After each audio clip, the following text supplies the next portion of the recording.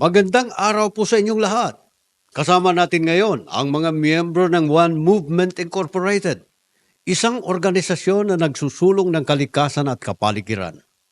Ngayong araw, pag-uusapan natin ang kanilang Environmental Protection Initiatives. Kabilang ang kanilang tree planting activities, Zumba party para sa kalikasan, fun run para sa kinabukasan, at ang kanilang partisipasyon sa SONA 2024. Kasama natin ngayon si Chairman Marlon Mendoza ng One Movement Incorporated at si Colonel Alfred Todio. Welcome po sa programa, Chairman Marlon at Colonel Todio. Magandang araw, Angelo. At salamat sa pag-imbita muli dito sa programa nyo. At ako'y bumabati rin sa ating mga kasamahan, mga miyembro ng One Movement at sa Sambayan ng Pilipino. Si Colonel Todio, Program Director ng Environmental Protection Initiatives. Colonel, good morning. Magandang araw din po sa inyo, sir. Masaya ako, napasama ko sa programang ito. Alright. Salamat po, Chairman Marlon. Salamat sa inyong oras. Unang tanong, ano po ang environmental protection at paano ito naging mahalaga sa One Movement? Unang-una, ang One Movement ay very much committed to support the program of the government headed by no less than our President Ferdinand Bongbong Marcos Jr. At ang environmental protection ay papaloob po ito sa kanyang programa. At especially on climate change adaptation and disaster risk reduction program. This program actually, as I mentioned earlier, aligns with the Republic of the Philippines to protect and promote the people's right to a balance, harmony of people's right to harmony and environmental protection. And it also complies with the mandate of the Republic of the Philippines on the Arbor Day Act of 2012 or Republic Act 10176, which requires the Filipino people who are at least 12 years old must plant a tree every year. Alright. Paano nagsimula ang proyektong ito? Nakakawaw pa ito. Nagsimula po to nung after na maupo po yung ating Pangulong Ferdinand Bongbong Marcos Jr., we came up with 6 identified socio-economic development programs, and one of which is the Environmental Protection Program. So kami po ay nagtanim na po sa, binuo po namin ang programa na nakatuon po sa Sierra Madre Mountain Range. Ang Sierra Madre Mountain Range po ay binubuo po ng 10 probinsya mula po sa Quezon going to Quirino Province.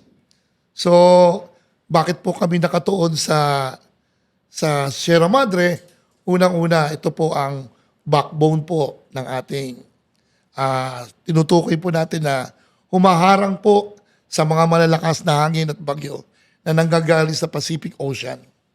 So, nagpasimula po kami kagad noong March 18, 2023 sa Barangay Magsaysay, Sinuluan, Laguna, at sinundan din po ito sa Angono Rizal noong April 22, 2023. At sa Bulacan, May 27, 2023, sa Aurora Province, June 3, 2023, at Quezon Province, June 10, 2023, Nueva Ecija, June 24, 2023, at Nueva Vizcaya, June 25, 2023, at Quirino and Isabela, July 29, 2023, at Cagayan po noong July 30, 2023.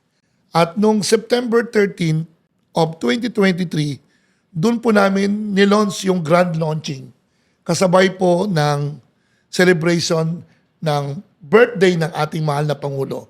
Simultaneously, in one day, we have mobilized minimum of 1,000 volunteers in each province to plant a tree during that time.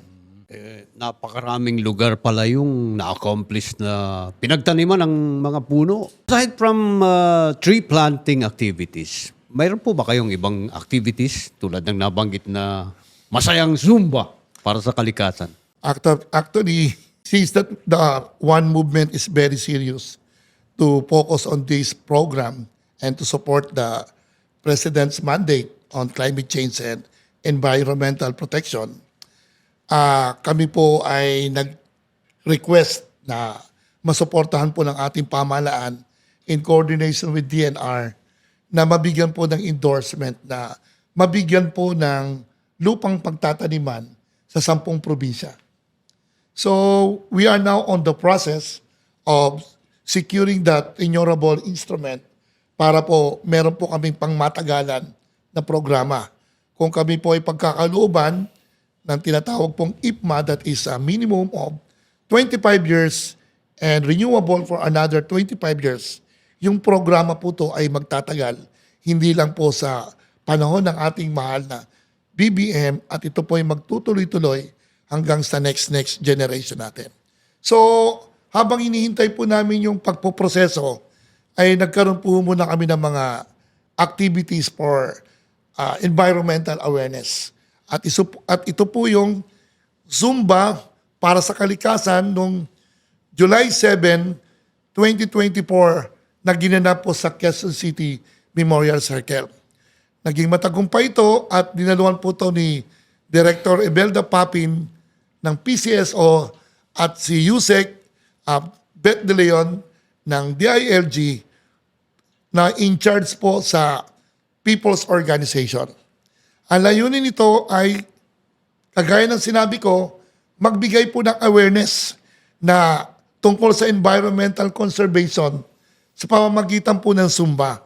At para po, at the same time, kalampagin na rin po ang sambayan ng Pilipino na hindi lang po mag-focus at tulungan kami sa Sierra Madre Mountain Range sa 10 probinsya, kundi po makisabay na rin po sila ng tree planting kahit saan po silang dako ng Pilipinas. Napakaganda naman.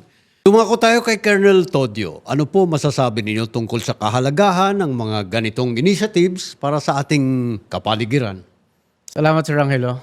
Actually, sir, itong flagship project namin na tree planting to protect the Sierra Madre Mountain Range, ito po isang ambitious initiative.